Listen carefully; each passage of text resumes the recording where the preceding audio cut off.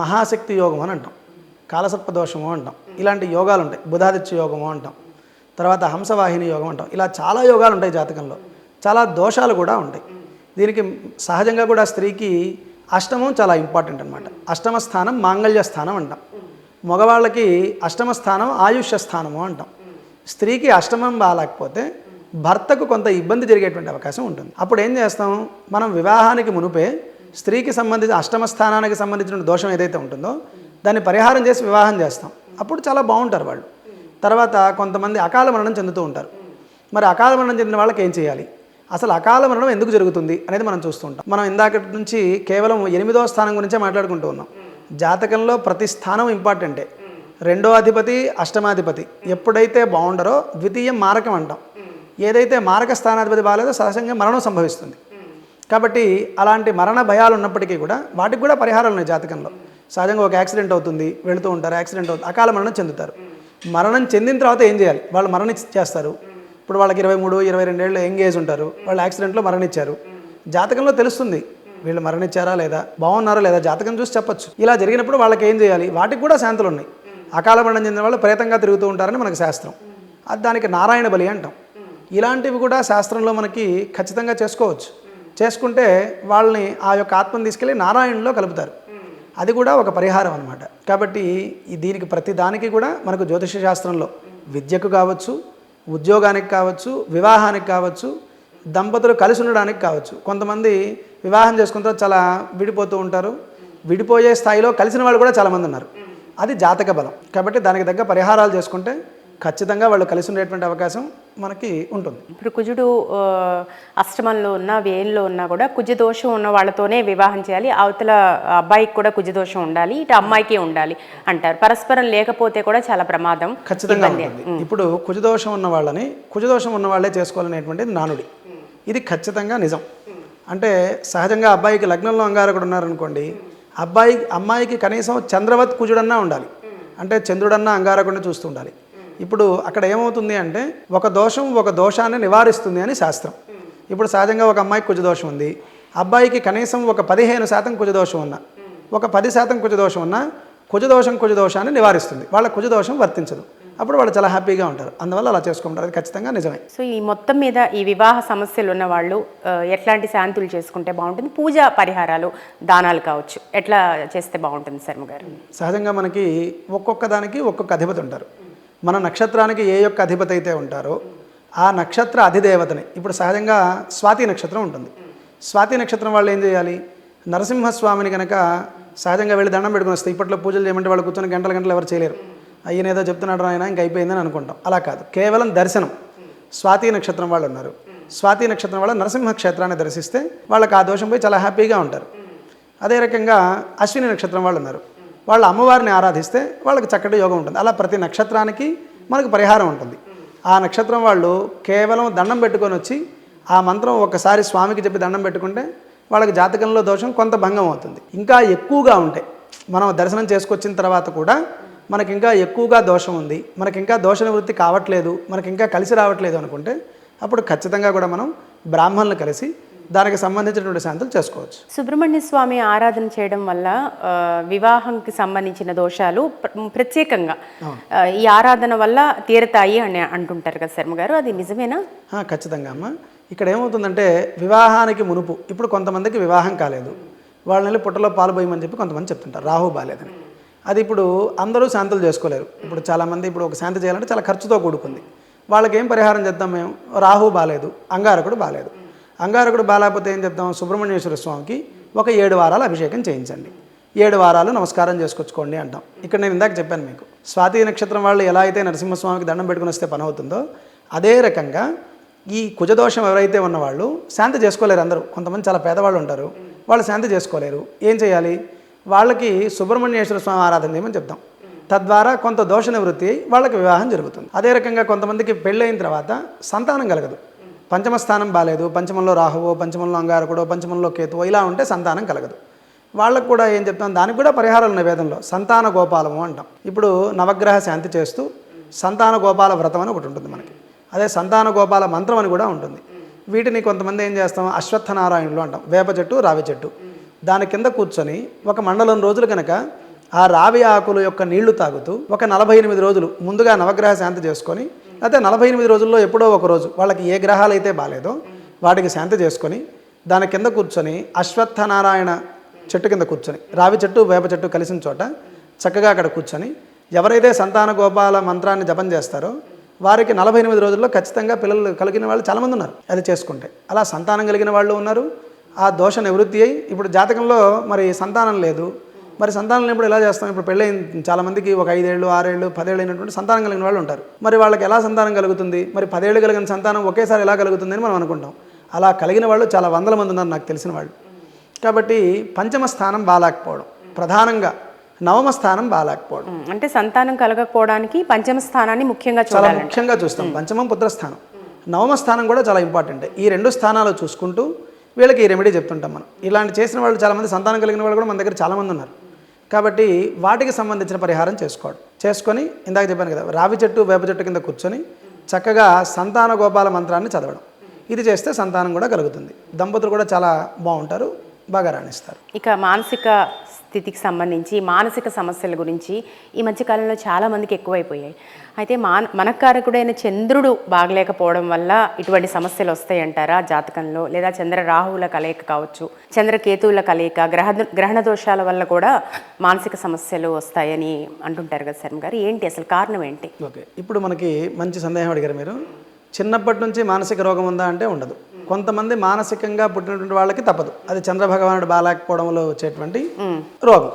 అదే చిన్నప్పుడు అష్టమ చంద్రుడు, ఆ చంద్రుడికి సపోర్టివ్గా ఇంకో నెగిటివ్ గ్రహాలు చూస్తూ ఉండడము, రాహువు కేతువు కుజుడు శని ఇలాంటి గ్రహాలు చూస్తూ ఉంటే కొంత మానసికమైనటువంటి వ్యధ ఉంటుంది. దీన్ని మనం గోచారం చాలా ఇంపార్టెంట్గా తీసుకుంటాం. ప్రతి వాళ్ళు ఎప్పుడూ మానసిక వ్యాధి ఉండదు, కొంతమంది ఎప్పుడూ మానసికంగా బాధపడుతూ ఉంటారు. కేవలం ఒక చంద్రుడే కాదు, ఇందాక మనం చెప్పాను నవగ్రహాల్లో ప్రతి గ్రహము మనకి ఇంపార్టెంటే. ప్రధానంగా చంద్రుడు మనోకారకుడు. మనకు ఆ శ్లోకంలో కూడా చంద్రుడు యొక్క మంత్రంలో కూడా ఉంటుంది మనోకారకుడు అని. కాబట్టి గోచారంలో ఎప్పుడైతే చంద్రుడు మనకు బాగలేకుండా ఉంటాడో, చంద్ర మహాదశ జరగడం, అంతర్దశల్లో చంద్రుడు అవడం. మనం జ్యోతిష్యంలో వెళ్ళినట్టయితే ప్రతి గ్రహము మనం ఈరోజు ఏ పని చేయాలన్నా ఆ గ్రహమే కారణం అవుతుంది. ఒక ప్రయాణం చేయాలి, ఆ ప్రయాణానికి కూడా గ్రహణ బలమే ఉంటుంది. గ్రహ బలం లేకుండా మనం ప్రయాణం కూడా చేయలేం.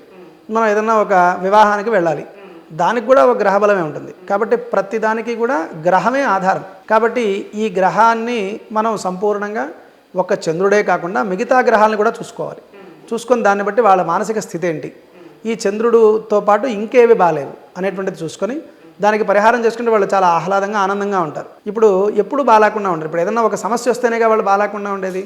ఆ సమస్య తీరిపోయింది అనుకున్న వాళ్ళు చాలా ఆనందంగా ఉంటారు.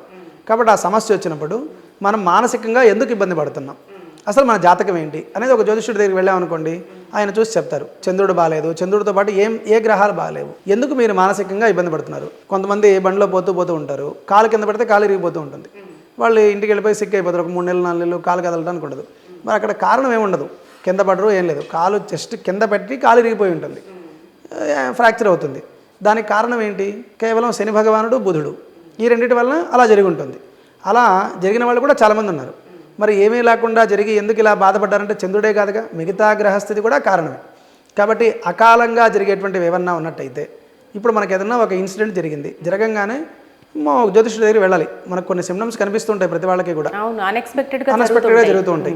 ఇప్పుడు మనం ఉగాది పంచాంగము అంటాం, మాస ఫలాలు అంటాం, నెల ఫలాలు అంటాం. అంటే ప్రతి సంవత్సరం మన యొక్క జాతకం మారుతూ ఉంటుంది. గోచారంలో పుట్టినప్పుడు ఉండేటువంటి జాతకం కేవలం లగ్న బలం అంటాం, కేవలం గోచారమే ఇంపార్టెంట్. మనం పుట్టినప్పుడు ఎట్లుంటామో చనిపోయేదాకా అలా ఉండగా పెరుగుతూ ఉంటాం, పెద్దవాళ్ళం అవుతాం, ముసలివాళ్ళం అవుతాం, చనిపోతాం. అన్నిటికీ కారణం గ్రహాలే. మనం ఎలా అయితే పెరుగుతామో ఇలా మనం పెరుగుతూ ఉన్నప్పుడు ఈ గోచారంలో ఉండేటువంటి గ్రహాల వల్ల వారికి వారి యొక్క స్థితి ఆధారపడి ఉంటుంది. ఉద్యోగం కావచ్చు, వ్యాపారం కావచ్చు, అదే రకంగా సంతానం కావచ్చు, మృత్యువు కావచ్చు, మానసిక స్థితి కావచ్చు. ఇప్పుడు మానసికంగా ఎప్పుడు బాగున్నామో, డబ్బులు లేకపోతేనో, లేకపోతే ఒక సంతానం కలగకపోతేనో, మనం అనుకున్న పని కాకపోతేనో మానసికంగా డల్ అయిపోతాం. మనం దానికి సంబంధించినటువంటి రెమెడీ ఎప్పుడైతే చేస్తామో ఆటోమేటిక్గా వాళ్ళకి ఆనందం వస్తుంది, మళ్ళీ వాళ్ళు రిలాక్స్ అయిపోతారు. కాబట్టి దానికి సంబంధించినటువంటి శాంతులు మనకు జ్యోతిష్ శాస్త్రంలో ఉన్నాయి. ఇప్పుడు మీరు జాతక గోచారం అంటే ఒక ప్రశ్న అడగాలనిపిస్తుంది. తప్పకుండా. ప్రతి వ్యక్తికి కూడా వ్యక్తిగత జాతకం చక్రం ఉంటుంది, గోచారం ఉంటుంది. అంటే ఇప్పుడు వ్యక్తిగత జాతకంలో గ్రహదశ బాగుందనుకోండి, గోచారం బాగలేదు, మొత్తం మీద పర్సంటేజ్ వైజ్గా మొత్తం కలిపి ఎంత తీసుకోవాలంటారు? ఇప్పుడు గోచారం 50% తీసుకుంటాం, అదే రకంగా పుట్టిన జాతకం 50% తీసుకుంటాం. పుట్టిన జాతకంలో 50% ఎందుకు తీసుకుంటాం, గోచారంలో 50% ఎందుకు తీసుకుంటాం అంటే, అసలు పుట్టినప్పుడు ఈ అబ్బాయి యొక్క జాతకం ఎలా బలంగా ఉంది, అసలు ఎన్ని యోగాలు ఉన్నాయి అనేది మనం తీసుకుంటాం పుట్టినప్పుడు. మిగతా 50% ఈ పుట్టినటువంటి గ్రహాలు ఇప్పుడు బాగా యోగిస్తున్నాయా లేదా, లేదా ఏదైనా దోషం ఉన్నాయా లేదా, ఈ రెండూ కనుక చూసుకొని బాగలేని గ్రహాల కనుక పరిహారం చేసుకుంటే ఈ గ్రహాలు కూడా యోగించి ముందరికి వెళ్ళేటువంటి అవకాశం ఉంటుంది. అంటే ఇది ఒక 50%, గోచారం ఒక 50% తీసుకోవాలి ఖచ్చితంగా. ఓకే. ఇకపోతే శర్మ గారు, ఇప్పుడు కాలసర్పదోషం ఇది ఒక పెద్ద సమస్య అయి కూర్చుంది. ఎక్కడ చూసినా కాలసర్పదోషం గురించి పూజలు, జనరల్గా విశ్లేషణలు చూస్తున్నాము.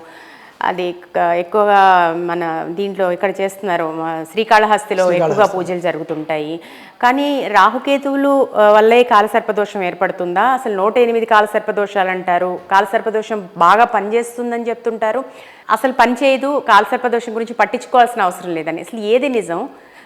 ఎట్లా కాలసర్పదోషాన్ని ఎట్లా చూడాలి, మనం జాతక చక్రంలో ఎట్లా ఏర్పడుతుంది? ఇక్కడ 2 పద్ధతులు ఉంటాయి. కాలసర్పదోషం అంటే కొంతమంది చాలా భయపడుతూ ఉంటారు, దీన్ని ఒక యోగం కింద కూడా పరిగణించవచ్చు. సహజంగా కాలసర్ప దోషం ఉన్న వాళ్ళకి లేని వాళ్ళకి చాలా తేడా ఉంటుంది. కాలసర్ప దోషం ఉన్నటువంటి వాళ్ళు దీన్ని యోగం అని కూడా అంటాం. కాలసర్ప యోగము, కాలసర్ప దోషము, యోగం కూడా ఉంటుంది. సవ్యంగా ఉంటే ఒకటి, అపసవ్యంగా ఉంటే ఒకటి. ఇక్కడ దోషము యోగము 2 ఉంటాయి. దోషం ఉన్నటువంటి వాళ్ళకి ఏంటి అంటే బాగా కోపం ఎక్కువ ఉండడం, మూర్ఖత్వం ఎక్కువ ఉండడం, కొద్దిగా కొన్ని లక్షణాలు దాంట్లో ఉంటాయి. యోగం ఉన్న వాళ్ళు ఎలా ఉంటారు అంటే ఎక్కువగా ఇక్కడ లేకుండా అవుట్ ఆఫ్ కంట్రీ వెళ్ళిపోవడం, మంచి గొప్ప గొప్ప స్థానాల్లో ఉండడం. నాకు తెలిసి కాలసర్ప దోషాలు ఉన్న వాళ్ళు, సీఎం అయిన వాళ్ళు చాలామంది ఉన్నారు పాతకాలంలో ఉండేటువంటి వాళ్ళు. మళ్ళీ కాలసర్ప దోషం ఉన్నంత మాత్రాన వాళ్ళు ఎందుకు ఎదిగారు, చాలా ఉన్నతమైనటువంటి స్థితిలో ఉన్న వాళ్ళు కూడా కాలసర్ప దోషం ఉన్న వాళ్ళు చాలా ఎక్కువ మంది ఉన్నారు. వాళ్ళకు చాలా మొండితనం చాలా ఎక్కువగా ఉంటుంది, మానసికం యొక్క దృఢత్వం చాలా బలంగా ఉంటుంది. కానీ వీళ్ళు చిన్న చిన్న వాటికి చాలా ఇబ్బంది పడుతూ ఉంటారు. ఏదైనా ఒక చిన్న మాట అన్నారనుకోండి, వెంటనే జాబ్కి రిజైన్ చేసి వెళ్ళిపోతూ ఉంటారు వాళ్ళు. అంటే చాలా షార్ట్ టెంపర్ కలిగి ఉంటారు. తర్వాత అవుట్ ఆఫ్ కంట్రీ వెళితే బాగా యోగిస్తుంది. కాలసర్ప యోగం ఉన్న వాళ్ళు ఎక్కువగా ఫారిన్ కంట్రీస్ వెళుతూ ఉంటారు. కానీ ఇక్కడ ఏంటంటే దోషం ఎప్పుడైనా దోషమే, యోగం ఎప్పుడైనా యోగమే. ఇక్కడ యోగం ఉంటే అంటే ఇందాక నేను చెప్పాను, సవ్యంగా ఉన్నారా అపసవ్యంగా ఉన్నారా. ఇక్కడ 2 రకాలు, రాహువు నుంచి కేతువుకి అపసవ్యంగా గ్రహాలు ఉన్నాయా, సవ్యంగా గ్రహాలు ఉన్నాయా అనేది చూసుకోవాలి. ఇప్పుడు చాలామంది ఏంటి, రాహుకేతుల మధ్యలో గ్రహాలు ఉంటే కాలసర్ప దోషం అంతే. ఇది ఒక ఐడెంటిఫికేషన్ మనకి యూట్యూబ్లో చూసో లేకపోతే ఈ జ్యోతిష్యులైనా ఎవరైనా సరే కేవలం రాహుకేతుల మధ్యలో గ్రహాలు ఉన్నాయంటే ఇంకా దోషం అయిపోయింది అని మనం డిసైడ్ చేసేస్తారు. వెంటనే శ్రీకాళహస్తి వెళ్ళిపోండి, అక్కడికి వెళ్ళిపోండి, ఇక్కడికి వెళ్ళిపోండి భయపడుతూ ఉంటారు. కానీ యోగం ఉండి గ్రహ బలం బాగుంటే వాళ్ళకి పెద్ద దాన్ని భయపడాల్సిన అవసరం లేదు. ఇప్పుడు కాలసర్ప దోషం అనేటువంటిది ఒక చిన్న దోషం. ఒక కాలసర్ప దోషం అనేది మీకు నానుడిలో వచ్చింది, శంఖబాల సర్పదోషం ఉంటుంది, ఐరావత సర్పదోషం, ఇలా నవనాగ సర్పదోషాలు అంటాం. 9 రకాల సర్పదోషాలు ఉంటాయి. మరి మిగతావన్నీ ఎందుకు వీళ్ళు చెప్పట్లేదు? కేవలం అంటే ఈ కాలసర్పదోషం వర్డ్ బాగుంది కాబట్టి అదొకటే మనం తీసుకుంటున్నామా? మరి మిగతా దోషాలు మనం ఎందుకు చెప్పట్లేదు వాళ్ళకి? కాబట్టి ఇది పెద్ద దోషం కాదు కాబట్టే పెద్దవాళ్ళు దాన్ని పెద్దగా ఎంకరేజ్ చేయలేదు మొదటి నుంచి కూడా. అంటే కేవలం పనులు ఆలస్యం అవుతాయని అంటారు కానీ పెద్ద ప్రభావం ఏం ఉండదు. కొద్దిగా మనం ఈరోజు కావాల్సిన పని ఒక 4 రోజుల తర్వాత అవుతుంది అంతే తప్ప ఎదగడం కొంత ఆలస్యం అవుతుంది. ఇప్పుడు సహజంగా కొంతమంది ఏంటి, ఏదైనా పని చేస్తే వెంటనే వాళ్ళకి ఫలితం వచ్చి సాయంత్రానికి ఎదిగేస్తారు. వీళ్ళు కొద్దిగా ఆలస్యంగా 1 సంవత్సరం తర్వాత 1.5 సంవత్సరం తర్వాతనో ఎదుగుతారు. అదేదో ఒక బంధనం లాగా నిదానంగా ఎదుగుతారు. కానీ చాలా స్టాండర్డ్గా ఉంటుంది వీళ్ళ మైండ్ సెట్. కాకపోతే షార్ట్ టెంపర్ తగ్గించుకోవాలి. ఈ సర్పదోషం ఉన్నటువంటి వాళ్ళు క్షణికావేశంలో నిర్ణయాలు తీసుకొని రిజైన్ చేయడం, పెద్దవాళ్ళతో గొడవపడడం ఇలాంటివి ఉంటుంది. ఈ కాలసర్పదోషం అనేటువంటిది రాజకీయ నాయకులకు చాలా బాగా యోగిస్తుంది, పెద్ద పెద్ద వ్యాపారాలు చేసే వాళ్ళకి బాగా యోగిస్తుంది. మామూలు వాళ్ళకి ఏంటంటే చిన్న చిన్న వాటికి గొడవ పడుతూ వాళ్ళ యొక్క కెరియర్ని కొంత ఇబ్బంది చేసుకుంటూ ఉంటారు. ఎవరికైనా కూడా ఈ ప్రతి సర్పదోషానికి పరిహారం ఉంది. కానీ కేవలం కాళహస్తి వెళ్ళి రాహుకేతులు పూజ చేసుకొని వస్తే సర్పదోషం అయితే పోదు. ఆ సర్పదోష పూజ చేస్తూ దానికి సంబంధించిన పరిహారం చేసుకోవాలి. చేసుకుంటే ఖచ్చితంగా ఆ యొక్క దోషం ప్రభావం ఉండదు. ఇప్పుడు పుట్టినప్పుడు కాలసర్ప దోషం వచ్చింది, నేను వెళ్ళిపోయి రాహుకేతులు పూజ చేసుకొని వచ్చేసాను, మరి దోషం పోతుందా? నా గ్రహాలు ఏమైనా మారిపోతాయా? మారిపోగా పుట్టినప్పుడు ఎలా అయితే ఉంటుందో చనిపోయేదాకా అదే జాతకం ఉంటుంది. ఇందాక నేను చెప్పాను మీకు 50% మాత్రమే పుట్టినటువంటి జాతకం చూస్తాం, 50% గోచారం చూస్తాం. అంటే ఇప్పుడు ఏం జరుగుతుంది, మరి వాడు పుట్టిన దగ్గర నుంచి చనిపోయేదాకా కాలసర్ప దోషం ఉండదు గోచారంలో. గోచారంలో ఇప్పుడు నాది సింహరాశి అనుకోండి, ఊరికే ఎగ్జాంపుల్, నాది సింహరాశి, మీది ఇంకొక మీనరాశి, లేకపోతే ఇంకోళ్ళది మేషరాశి, ఇలా ఉంటుంది. ఇలా రాశులు ఉన్నప్పుడు మరి ప్రతి వాళ్ళకి కాలసర్ప దోషం ఉంటుందా? ఉండదు. వాళ్ళు పుట్టినప్పుడు ఉన్నప్పటికీ కూడా గోచారంలో జరిగేటువంటి మార్పుల చేత వాళ్ళు మంచి స్థాయికి వెళతారు. వాళ్ళకి ఏ గ్రహం ఎదుగుతుంది, ఏ గ్రహం బలంగా ఉంది, మనం బాగా చూసుకోవాలి. ఇక్కడ కాలసర్ప దోషంలో ఉన్నప్పుడు ఏ గ్రహం బలంగా ఉంది, ఏ గ్రహం వీక్గా ఉంది, అది చూసుకొని ఆ వీక్గా ఉండేటువంటి గ్రహాలతో పాటు ఈ రాహుకేతువులు కనుక మనం ఏదైనా పరిహారం చేసుకుంటే మంచి స్థాయికి వెళ్తారు. కాలసర్ప యోగం ఉన్నటువంటి వాళ్ళు, దోషం కంటే కూడా యోగం ఉన్నటువంటి వాళ్ళు ఫారిన్ వెళ్ళే వాళ్ళు చాలామంది ఉన్నారు. అవుట్ ఆఫ్ కంట్రీ వెళ్ళి చాలా ఒక వెలిగిన వాళ్ళు చాలామంది ఉన్నారు. ఇప్పుడు కూడా నాకు తెలిసిన వాళ్ళు చాలామంది వెళ్తూ ఉంటారు. మరి కాలసర్ప దోషం ఉంది కదా, మరి ఎలా వెళ్ళారు అంటే ఇక్కడ రెండు చెప్పాను మీకు. రాహుకేతువుల మధ్యలో కాలసర్ప దోషము, కాలసర్ప యోగం. అంటే సవ్యం అపసవ్యం అన్నారు కదా, అంటే రాహు మొదట ఉండి తర్వాత కేతు ఉండటమా, లేకపోతే మొదట కేతు ఉండి తర్వాత రాహు ఉండటమా? ఇప్పుడు జాతకంలో ఉచ్చ నీచలు అంటాం, ఇది ఇంకా చాలా పెద్ద సబ్జెక్ట్ అవుతుంది మనకి. రాహుకేతువుల మధ్యలో సవ్యము అపసవ్యము, రాహు నుంచి కేతువు వరకు సవ్యంగా ఉండడం, రాహు నుంచి కేతువుకి అపసవ్యంగా ఉండడం, ఇలా రెండిట్లో ఎక్కడున్నాయి అనేటువంటిది గ్రహాలు చూసుకోవాలి. దాన్ని బట్టి వాళ్ళ యొక్క జాతకం ఆధారపడి ఉంటుంది. యోగం ఉంటే చక్కగా ఫారిన్ కంట్రీ వెళ్తారు, మంచి మంచి స్థాయికి వెళ్తారు, అది దోషం కింద రాదు. దోషం ఉన్నటువంటి వాళ్ళు కొద్దిగా నిదానంగా వెళ్తారు, వెళ్లకుండా అయితే ఏముండరు. దాని దగ్గర పరిహారం చేసుకుంటే వాళ్ళకు కూడా చాలా అద్భుతంగా యోగం ఉంటుంది. ఇందాక మనం చెప్పినట్టుగా కాలసర్ప దోషం ఉన్నటువంటి వాళ్ళకి చాలా ధైర్యం ఉంటుంది, చాలా మొండితనం ఉంటుంది, చాలా మూర్ఖత్వం ఉంటుంది. వాళ్ళు అనుకున్న పనులు సంవత్సరం కాదు ఎన్నేళ్ళు లేట్ అయినా ఖచ్చితంగా చేస్తారు. ఎలా అయితే రాహుకేతువులు అయితే మనకు కనిపిస్తాయో అంత బలంగా వాళ్ళు ఉంటారు. కాబట్టి అది పెద్ద దోషం కింద మనం తీసుకున్నప్పటికీ కూడా యోగం కింద కూడా పరిగణించాలి. అయితే 12 సంవత్సరాలు వచ్చిన తర్వాతే దోషాలు ఉంటే కనుక పూజలు చేయించాలి, అంతకుముందు చేయించకూడదు అంటారు కదా, ఎప్పుడు చేయించాలంటారు? ఎప్పుడైనా కాలసర్ప దోషం అనేటువంటిది పుట్టినప్పుడే వస్తుంది. కాబట్టి పుట్టిన 27 రోజుల్లోపు, సహజంగా బాలారిష్ట దోషం అని అన్నాం మనం ఇందాక ఇంటర్వ్యూ మొదట్లో. ఏదైనా సరే ఒక జాతకంలో దోషం ఉన్నప్పుడు 27 రోజుల్లోపు శాంతి చేస్తాం, బాలారిష్ట శాంతి అంటాం. తర్వాత వీళ్ళు ఎదిగిన తర్వాత ఒక 12 ఏళ్ల తర్వాత ఒక మంచి వయస్సు అంటాం, ఒక 14 ఏళ్ళు 12 ఏళ్ళు వచ్చిన తర్వాత వీళ్ళ జాతకం చూస్తాం. వీళ్ళు ఏమవుతారు? ఇప్పుడు కొంతమందికి ఒక్కొక్కళ్ళకి ఒక్కొక్క ఎయిమ్ ఉంటుంది. 15వ సంవత్సరం వచ్చేసరికి 10th అయిపోగానే ఇంటర్లో బైపీసీ తీసుకోవాలా, ఎంపీసీ తీసుకోవాలా, ఇలాంటి దీంట్లో ఉంటారు కొంతమంది. అప్పుడు వాళ్ళ జాతకం చూసి వాళ్ళకి ఏ గ్రహం అయితే బలం ఉంటుందో దానికి సంబంధించిన శాంతి చేసి వాటికి వెళ్తూ ఉంటారు. కాబట్టి అప్పుడు బాగా యోగిస్తుంది వాళ్ళకి జాతకం. అందుకని 12 సంవత్సరాల తర్వాత అయితే బాగుంటుంది. 14 ఏళ్ళకి జాతకం చూపిస్తే మంచిది అని నా యొక్క ఉద్దేశం. ఎందువల్లంటే వాళ్ళు 10th వచ్చిన తర్వాత ఇంటర్కి వెళ్తారు, ఇంటర్లోనే డిసైడ్ చేసుకుంటాం మనం అందరం కూడా, ఎవరైనా కూడా. కొంతమంది పెద్ద పెద్ద విద్యా సంస్థలు చదివే వాళ్ళైతే 6th క్లాస్ నుంచే చేసుకుంటారు. వాళ్ళైతే 10వ సంవత్సరం చూపించుకోవడం మంచిది. 5th అయిన తర్వాత 6th నుంచే ఇప్పుడు మనం పిల్లల్ని చాలా బాగా తోముతుంటాం, నీట్ అని లేదా ఇంకోటని. వాళ్ళకి 6వ సంవత్సరం నుంచే నీట్ కోచింగ్ ఇస్తుంటారు చాలా పెద్ద పెద్ద విద్యా సంస్థలు.